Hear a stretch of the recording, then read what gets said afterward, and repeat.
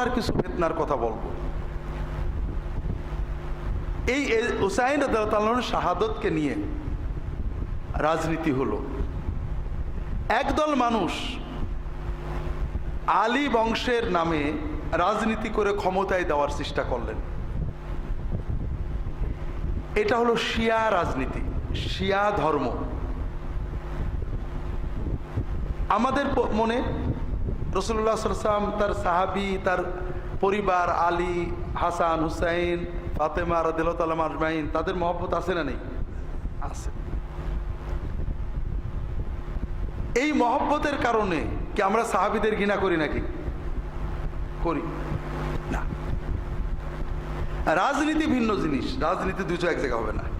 আপনি আওয়ামী লীগেরও ভালোবাসেন, বিএনপিরও ভালোবাসেন, আওয়ামী লীগের ভালোটা ভালো বলেন, বিএনপির ভালোটা ভালো বলেন, কোনো দল আপনার নেবে? গোল আলোটলাতে কাজ হবে না। রাজনীতি মানে হলো ক্ষমতায় যাওয়া, আর ক্ষমতায় যেতে গেলে আপনাকে অন্যদের বিরুদ্ধে হিংসাত্মক পরিবেশ তৈরি করতে হবে কালবে। শিয়ারা এই পদ্ধতিতে ক্ষমতা দখল করেছেন যুগে যুগে, এখনো একইভাবে, এবং মুশকিল হলে এটা ধর্মতত্ত্বে নিয়ে চলে গিয়েছেন। আমি লম্বা বলবো না, বর্তমান সমাজের প্রেক্ষাপটটা বলি, অন্য দিনে অন্য বিষয় ইনশাআল্লাহ আলোচনা করব। আমাদের দেশে এই বাংলায় নবাব ছিলেন মুর্শিদ কুলি খান, নাম শুনেছেন? তারা শিয়া ছিলেন, যে কারণে বাংলা পুরোপুরি শিয়া প্রভাব আছে আমাদের ভিতরে। এছাড়া কুরুনে আর রাসূলুল্লাহ সাল্লামের পরে সাহাবী, তাবেঈন, তাবে তাবেঈন 300 বছর পার হওয়ার পরে এই ধর্মনৈতিক রাজনৈতিক প্রপাগান্ডা দিয়ে বাগদাদ থেকে শুরু করে সারা মুসলিম বিশ্বের বিভিন্ন জায়গায় শিয়ারা ক্ষমতা দখল করে, শিয়া রাষ্ট্র প্রতিষ্ঠিত হয়। ভারতেও শিয়ারা প্রচণ্ড শক্তিশালী ছিল। তৃতীয়ত, আমাদের সমাজের সরল প্রাণ মানুষ, সুফি, পীর, মাশায়েখ, এদের ভিতরে শিয়ারা সব কিছু ঢুকিয়েছে এই ভক্তির নামে, যে কারণে আমাদের সমাজের রন্ধে রন্ধে শিয়া তান্ত্রিকতা রয়েছে। একবার এক সুন্নি বাদশাহ ইরান দখল করেন, তখন জনগণ সালাম দিচ্ছে, বাদশার সাথে দেখা করতে আসছে। তোমার নাম কি? আলী। তোমার নাম কি? হুসাইন। তোমার নাম কি? হাসান। তোমার নাম কি? আলী, হুসাইন, হাসান, এই সব নাম, আলী আকবর, আলী আসগর, সব আলী, হুসাইন, হাসান, আসকা, এই সব। তখন মন্ত্রীকে বলছে রাজা যে এই সকাল থেকে বিকেল পর্যন্ত এত লোক আসলো, একটা আবু বকর, ওমর, ওসমান পাইলাম না কেন? তুমি কালকে সারা দেশ ঘুরে কয়টা আবু বকর, ওমর, ওসমান খুঁজে নিয়ে আসবেন। তো মন্ত্রী খুঁজে খুঁজে খুঁজে খুঁজে একটা কানা, একটা খোড়া, একটা ল্যাংড়া নিয়ে গেছে। বলে একটা না আবু বকর, একটা ওসমান। বলে সারা ইরানে এসে ভালো আবু বকর, ওমর, ওসমান পাইলে না? বলে না হুজুর, সারা ইরানে এসে ভালো আবু বকর নেই। ওরা আবু বকর, ওমর, ওসমান, আয়েশা রাদিয়াল্লাহু আনহুকে এত ঘৃণা করে যে বাথরুমে তাদের নাম লিখে পেশাব করে। রমজানে তারা প্রকাশ্যে অভিশাপ দেয়, লানত দেয়।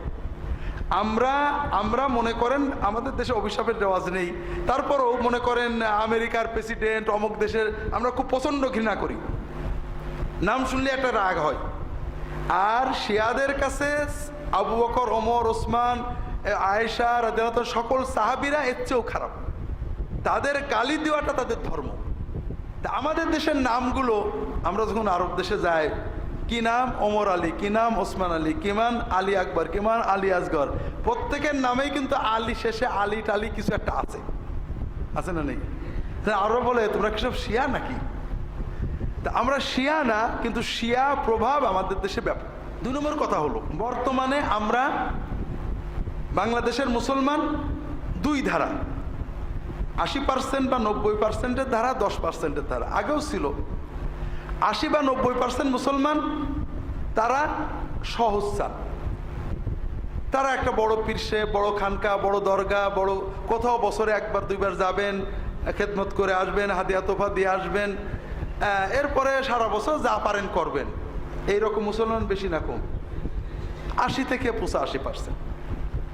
এরা অত কষ্ট, এত কষ্টই যদি করবো তো একটা বড় পীর সাহেব ধরলাম কেন? এরা যে সকল বুজুর্গের, পীর সাহেবের অলি আল্লাহ কুতুব গৌস আবদালের সাথে থাকেন, তারাও সহজ। কে নামাজ পড়লো না পড়লো, শরিয়া পালন করলো না করলো, কে শিয়া হলো, কে কাদিয়ানি হলো, কে নাস্তিক হলো, কে ন্যাংটো হলো, কে কাপড় পরলো, এটা তারা মাথা ব্যথা করেন না। তারা কিছু ভালো কথা বলেন, হাদিয়া তোফা নেন, একটা মসজিদ বানালেন, একটা মাদ্রাসা বানালেন, তাদের দরবার চললেই হলো। কথা বোঝেননি? এটা হলো বাংলাদেশের 80% মানুষ বা 85-90। বাকি আমরা 10-15-20% আছি, তারা আবার একটু এত ভালো না, ওনাদের মতো অত উদার না, একটু গোড়া বাজে শ্রেণীর লোক।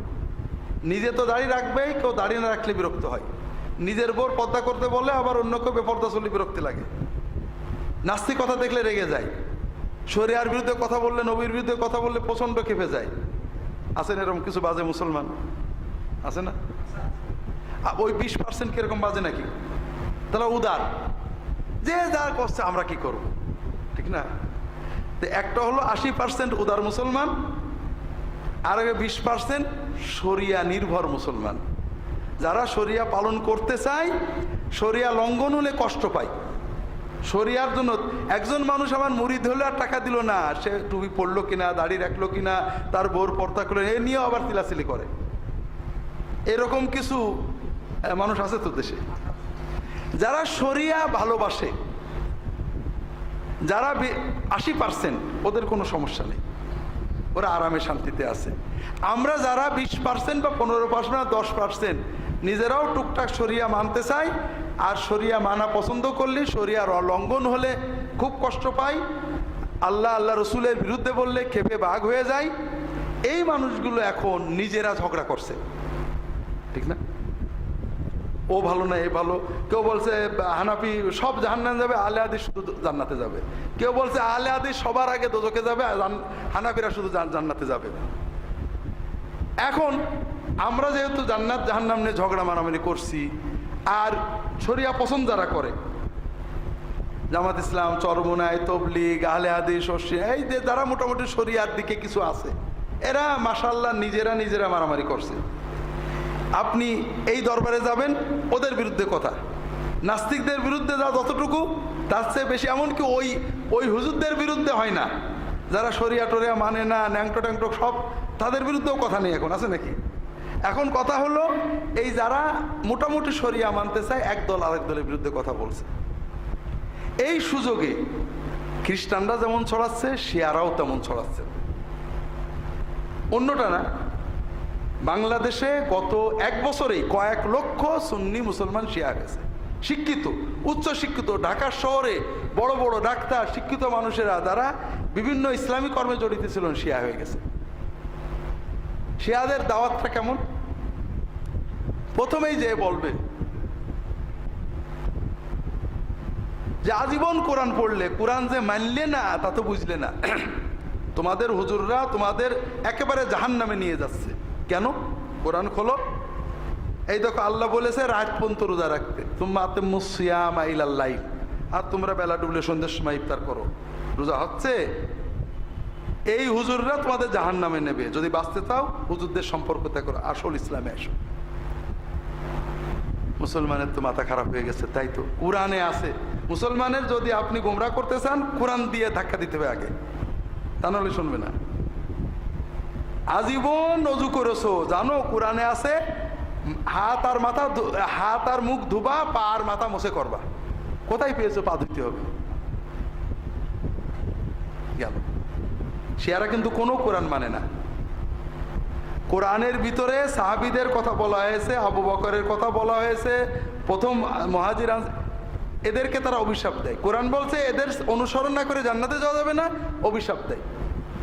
কিন্তু ওই কোরআনের একটা দুটো বিষয় এনে আপনার সামনে দিয়ে আপনার মাথা খারাপ করে দেবে, এরপরে সাহাবীদের বিরুদ্ধে গাল দেবে, বলবে রাসূলুল্লাহ মৃত্যুর পরে ফাতেমা যে আবু বকরের কাছে সম্পত্তি ছিল, আবু বকর দেননি, তাড়িয়ে দিয়েছেন, বেয়াদবি করেছেন। ফাতেমা রাদিয়াল্লাহু আনহার মহব্বত আমাদের আছে। এসে বলবে জীবনভর তো সুন্নি করে গেলে, সুন্নি কোথায় কোরআনে আছে? কোরআনে আছে আহলে বাইত, কোরআনে আছে ইল্লাল মাওয়াদ্দাতা ফিল কুরবা, নবীজির বংশের মহব্বত না করে জান্নাতে যেতে পারবে না। আমরা মহব্বত করি না? কোরআনে কি কোথাও আছে নবীজির বংশের মহব্বত করতে গেলে সাহাবীদের গালি দিতে হবে? আছে নাকি? আছে। এইভাবে তারা ডোর টু ডোর, ঘরে ঘরে, বাড়িতে বাড়িতে, মহিলাদের কাছে বোরকা পরে, টুপি পরে, কি বলে বোরকা পরে, কোরআন নিয়ে মহিলারা বেরিয়ে গেছে, বাড়িতে যে মিলাদ পড়ছে, ওয়াজ করছে, জিকিরের মাহফিল করছে। আপনারা তো বসে আছেন ঝগড়া নিয়ে, আলে হাদিস না আনাফি, শর্ষিনারা চরমোনায়, জামাত ইসলামরা তবলিগ নিয়ে। মাশাআল্লাহ তাবারাকাল্লাহ। তো এই সুযোগে শিয়ারা এখন, যেখানে কোনো শিয়া ছিল না, গোপনে ছিল, বড় বড় ইমামবাড়া, ইমামবাড়া হলো তাদের মাজার, সেখানে একটা মাজার থাকে, মাজারের প্রায় তপ করে আর কি, হুসাইন রাদিয়াল্লাহু তাআলা মাজার বলে দাবি করে। তো যাই হোক, এইভাবে মুহররমকে কেন্দ্র করে, আগে এত ছিল না, এখন মুহররমের শোক মিছিল, আগে শুধু আমাদের যশোরের কারবালায় শিয়ারা করত, এখন ঢাকাতে বিভিন্ন জায়গায় বিশাল বিশাল শোক মিছিল, এটা আগে ছিল না। তা আমরা আহলে বায়াতকে ভালোবাসা ইমানের অংশ, কিন্তু এই ভালোবাসার অজুহাতে সাহাবীদের ঘৃণা করা, তাদের বিরুদ্ধে বলা, এটা কোরআন নির্দেশিত কুফরি। কোরআন সাহাবীদেরকে সৎ বলেছে, তাদের জন্য জান্নাতের নিশ্চয়তা দিয়েছে, তাদের অনুসরণ ছাড়া জান্নাতে যাওয়া যাবে না কোরআন ঘোষণা করেছে। এখন একটা ভালো কথা মুখে দিয়ে একটা কুফরি শিখিয়ে দেওয়া হচ্ছে। এখন আমাকে একজন বলছে, ঢাকা থেকে একজন আসছেন, যে আচ্ছা শিয়া সুন্নি একটু মিল দরকার না? তাহলে খুব তো দরকার, কিন্তু এটা কে মিল করবে? শিয়ারা করবে না সুন্নিরা? তাহলে কেন? বললাম যে দেখেন, গত 50 বছর, 500 বছর, 1000 বছরের ইতিহাস গোনেন, কোন সুন্নি কোন শিয়ার কাছে যে বলে না তুই সুন্নি হ, বলে নাকি? বলে। কিন্তু গত 1 বছরের ঘটনা বাংলা দেখেন, কয়েক লক্ষ সুন্নিকে শিয়ামতের দাওয়াত দেওয়া হয়েছে। কারণ শিয়ারা ইয়াকিনের সাথে বিশ্বাস করেন, যারা ইমান লা ইলাহা ইল্লাল্লাহু মুহাম্মাদুর রাসূলুল্লাহ, এই দুটো বাক্য দ্বারা কেউ মুসলমান হতে পারে না। লা ইলাহা ইল্লাল্লাহু মুহাম্মাদুর রাসূলুল্লাহ, আলী হুজ্জাতুল্লাহ, ওলিউল্লাহ, এই তিনটে কালেমা না পড়লে কেউ মুসলমান হবে না। কাজে সকল সুন্নি কাফের, তাদের একই বিশ্বাস। তারা অনেক সময় হাদিস নিয়ে আসে, আমাকে একজন বলছে ওরা ওই হাদিস দেয়, সেই হাদিস দেয়। বললাম যে কোনো হাদিস না, তারা আমাদের কোনো হাদিস মানে না, আমরা তাদের কোনো হাদিস মানে না, হাদিস বাতিল, কোরআন নিয়ে এসো। তারা এসে আপনাকে বলবে তোমাদের সুন্নি মতের এইটা খারাপ, বলে আমরা সব খারাপ, তোমার মতটা কি বলো আর কোরআন দিয়ে প্রমাণ করো, আমি মেনে নেব। জীবনও আর আসবে না। লা ইলাহা ইল্লাল্লাহু কোরআনে আছে না নেই? মুহাম্মাদুর রাসূলুল্লাহ কোরআনে আছে না নেই? আলী হুজ্জাতুল্লাহ কোরআনে আছে নাকি? তারা বললে ইল্লাল মাওয়াদ্দাতু ফিল কুরবা, বংশের লোকের ভালোবাসা, আমরা বংশের লোকের ভালোবাসি, এর সাথে আলীকে হুজ্জাতুল্লাহ অলিউল্লাহ মানার সম্পর্ক কি? সাহাবীরা কাফের, একথা কোরআন শরীফে আছে নাকি? কোরআন শরীফে আছে সাহাবীরা ইমানের মেয়ার, ওয়াসাবিকুনাল আউয়ালুনা মিনাল মুহাজিরিন ওয়াল আনসার ওয়াল্লাযিনা ইত্তাবাউহুম বিইহসান, আল্লাহ কোরআন সূরা তাওবার 101 লম্বা। তো এই জন্য ভাইরা আমার অনুরোধ হলো, আমরা ঝগড়া চাই না। 1500 বছর ধরে শিয়া সুন্নি বিভাজন হয়ে গেছে, থাকবে। তবে কষ্ট লাগে দুটো ব্যাপারে। আমরা, আপনারা যারা সুন্নি দাবি করেন, আহলুস সুন্নাত ওয়াল জামাত দাবি করেন, তারা সবচেয়ে বেশি ঝগড়াটি এখন। সুন্নত মানে নবীর সুন্নত, জামাত মানে ঐক্য। আমরা নবীর সুন্নত মানি না, সাহাবীদের সুন্নত মানি না, ঐক্যও মানি না, খালি ঝগড়া, মারামারি মারামারি মারামারি মারামারি, অমুক খারাপ তমুক খারাপ, অমুক সবাই। মানে আমরা ভালো মুসলমানদের কাফের বানাচ্ছি। কে কাফের জাকির নায়েক, কে কাফের আল্লামা আহমদ শফি, কে কাফের আব্দুল্লাহ জাহাঙ্গীর, কে কাফের বলে আসাদুল্লাহ গালেব, কে কাফের নাউজুবিল্লাহ। এই ধরনের দেশের ভালো ভালো দিনী, আমি বাদ দিলাম গুনাহগার, ভালো ভালো দিনী দায়ীরা সব কাফের বানাচ্ছি। কিন্তু যারা অরিজিনাল কাফের, তাদের মুসলমান বানানোর আমাদের কোনো খোঁজ নেই।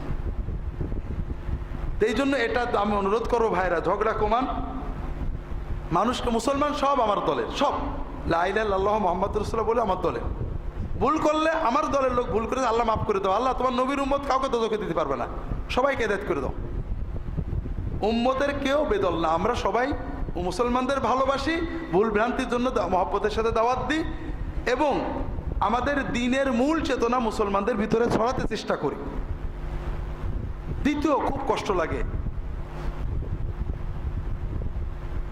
শিয়া সুন্নি যার যার মতো থাকলে সমস্যা ছিল না, কিন্তু সাহাবীদের বিরুদ্ধে গালি প্রচার করা হবে, সাহাবীদেরকে গালি দিতে শেখানো হবে। আর আমি জানার পরে আমার অন্তরে কষ্ট আসবে না, এটা তো হতে পারে না। আমি স্বভাবতই প্রতিবাদ করব, স্বভাবতই কিছু বলবো, তারা বলবে এরা ফিতনা ছড়াচ্ছে। আরে ফিতনা তো আমি ছড়াইনি, তুমি তো সাহাবীদের গালি শেখাইছো। তুমি তোমারটা নিয়ে থাকো, আমি আমারটা নিয়ে থাকি। আমি তো তোমাদের কারোর কাছে যাইনি, বলিনি তুমি শিয়া জাহান্নামে যাবা আমার দলে এসে, আমি তো বলিনি। আপনারা সমাজের রন্ধে রন্ধে এরকম দাওয়াত পাবেন, সব জায়গায় শিয়া হয়ে যাচ্ছে মানুষ, আপনাদের কাছে আসবে। আপনার নীরব না থেকে তাদেরকে বোঝান, তাদেরকে আমাদের কাছে নিয়ে আসেন, আলেমদের কাছে নিয়ে আসেন। সবচেয়ে বড় কথা, সহি দ্বীনি চেতনা মানুষের ভিতর প্রচার করেন, আর ঝগড়াগুলো কমাতে থাকেন। এমন এক সময় হয়তো আসবে, আপনাদের বলি একটা মজার কথা। আমরা অনেক সময় মনে করি ইসলাম হয়তো ধ্বংস হয়ে গেল। ইসলাম ধ্বংস হওয়ার জন্য আসেনি। আমাদের যুবকেরা, তরুণীরা, আমাদের চিন্তাবিদেরা বলে ইসলাম ওই খোলাফায়ে রাশিদিনের পরে শেষ হয়ে গেছে, আর ইসলামী রাষ্ট্র নেই, ইসলাম কায়েম নেই, এখন আমরা কায়েম করব। শিয়ারা কি বলে? রাসূলুল্লাহ সাল্লাল্লাহু আলাইহি ওয়াসাল্লাম 12-13 জন বেশি মানুষ মুসলমান বানাতে পারেননি। নাউজুবিল্লাহ। আমার কাছে একজন শিয়া আসছে, বলল তুমি তো ভাই সবচেয়ে ব্যর্থ নবী বানাইলে মুহাম্মদ সাল্লাল্লাহু আলাইহি ওয়াসাল্লামকে। 23 বছরে 13 জন নবী, এসে ব্যর্থ আর কি আছে? শিয়াদের কাছে, খ্রিস্টানদের কাছে প্রশ্ন করবেন দুনিয়াতে সবচেয়ে ভালো মানুষ কারা নবীদের পরে, বলবে ঈসা নবীর সাথীরা, বলবে না? আর শিয়াদের কাছে প্রশ্ন করবেন দুনিয়াতে সবচেয়ে খারাপ মানুষ কারা, তারা কি বলবে? মুহাম্মদ নবী সাল্লাল্লাহু আলাইহি ওয়াসাল্লামের সাথীরা। কি ভয়ঙ্কর কথা! সবচেয়ে ভালো কারা? আলীর সাথীরা। সবচেয়ে খারাপ কারা? মুহাম্মদ সাল্লাল্লাহু আলাইহি ওয়াসাল্লামের সাথীরা। যেটা বলছিলাম ভাইরা, আমরা রাসূলুল্লাহ সাল্লাল্লাহু আলাইহি ওয়াসাল্লাম তার সাথীদের, সাহাবীদের প্রতি ঈমান কোরআন নির্দেশ করছে। তাদের বিরুদ্ধে তুমি কথা বলবে, আমি তো চুপ কথা, তুমি বলো না কথা, তুমি তোমারটা নিয়ে থাকো। তবে তারা আপনাদের বিভিন্ন রকমের তাকিয়া বলে, মিথ্যা বলবে না, আমরা সাহাবীদের মানি, বলি আলী উত্তম ছিলেন, এটা প্রথমে বলবে, এরপরেই আসল জায়গায় চলে যাবে, জায়গা পতো। তো যাই হোক, শিয়া সুন্নি বিভাজন আমরা করিনি। যদি বিভাজনের জায়গায় বিভাজন থাকে, প্রত্যেকেই ভালো, আমরা প্রত্যেক মুসলমানের কল্যাণ চাই। কিন্তু আমার মুসলমানকে সাহাবীদের গালি দিতে শেখানো হবে, ইসলাম কোরআন বিরোধী কাজ শেখানো হবে, আমরা বাধ্য হয়ে কথা বলতে হয়। তো যাই হোক, আল্লাহ তাআলা সবাইকে মাফ করে দেন, আল্লাহ কবুল করে নেন, আমিন।